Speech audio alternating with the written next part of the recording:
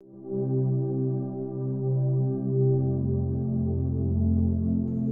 आत्मा की भक्ति दिन 3। आरंभिक प्रार्थना।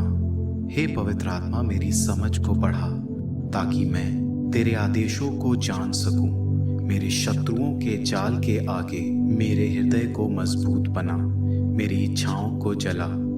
मैंने तेरी आवाज सुनी है और मैं अपना हृदय कठोर करके तेरा विरोध कर ये नहीं कहना चाहता बाद में, कल, फिर कभी, बल्कि कहना चाहता हूं अभी, क्योंकि कहीं ऐसा ना हो कि मेरा कल हो ही ना। हे सच्चाई और विवेक का आत्मा, समझ और सलाह देने वाला आत्मा, आनंद और शांति का आत्मा, मैं वही चाहता हूं जो तू चाहता है, क्योंकि यह तू चाहता है, जैसा तू चाहता है, जब भी तू चाहता है।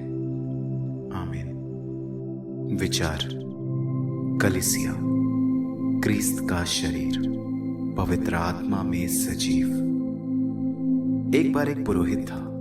वो पुरोहित एक दिन अपने दोस्त से मिला जो दिल का बहुत अच्छा व्यक्ति था, परंतु प्रभु में विश्वास नहीं रखता था। उसने एक ग्लोब की ओर इशारा करते हुए कहा, देखो, पूरब से पश्चिम और उत्तर से दक्षिण।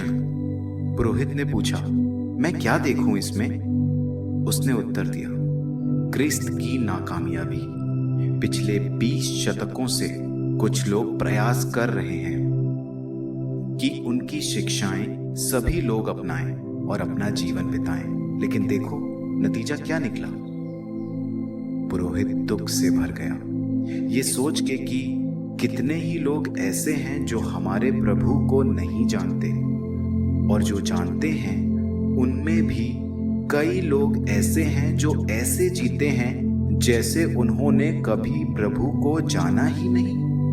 लेकिन कुछ ही पलों के बाद वो पुरोहित प्रेम और आभार से भर गया, क्योंकि मुक्ति मार्ग में प्रभु यीशु चाहते हैं कि सभी स्वतंत्रता से सहयोग करें, अपनी इच्छा से उसे अपनाएं। वे नाकामयाब नहीं हुए हैं। उनकी शिक्षा और उनका जीवन हर समय संसार में प्रभावशाली है। उनके द्वारा दिखाया हुआ मुक्ति मार्ग काफी है। ईश्वर सेवक नहीं चाहता, वो अपने बच्चे चाहता है। वे हमारी स्वतंत्रता का सम्मान करते हैं। मुक्ति कार्य अभी भी चल रहा है और हम में से हर एक को उसमें अपना किरदार निभाना है। ये क्रिस्त की इच्छा है। संत पौलुस हमें बताते हैं कि हमें मुक्ति मार्ग में आई रुकावटों को अपने शरीर और जीवन द्वारा खत्म करना है, उनके शरीर की भलाई के लिए जो स्वयं कलीसिया है।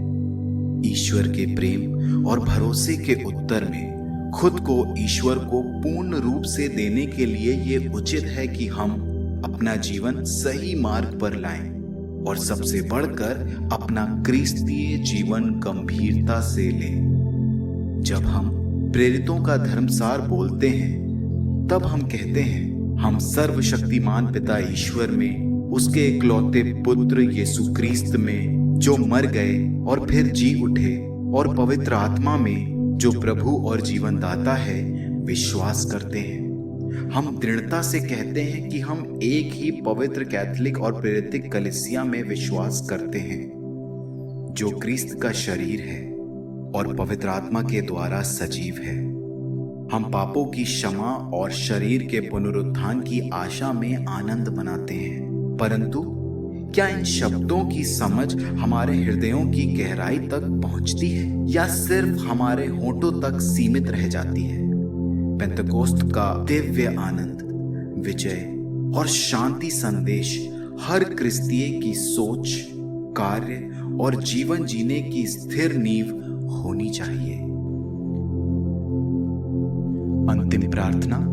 हे पवित्र और दिव्य आत्मा, पवित्र कुंवारी मरिया की मध्यस्थता द्वारा अपने वरदानों की परिपूर्णता हमारे दिलों में ला। तुझसे सांत्वना और बल पाकर हम तेरी इच्छा के अनुसार अपना जीवन जी सकें और तेरी अपार दया की महिमा करते हुए मर सकें, हमारे प्रभु यीशु क्रिस्त के द्वारा। आमीन।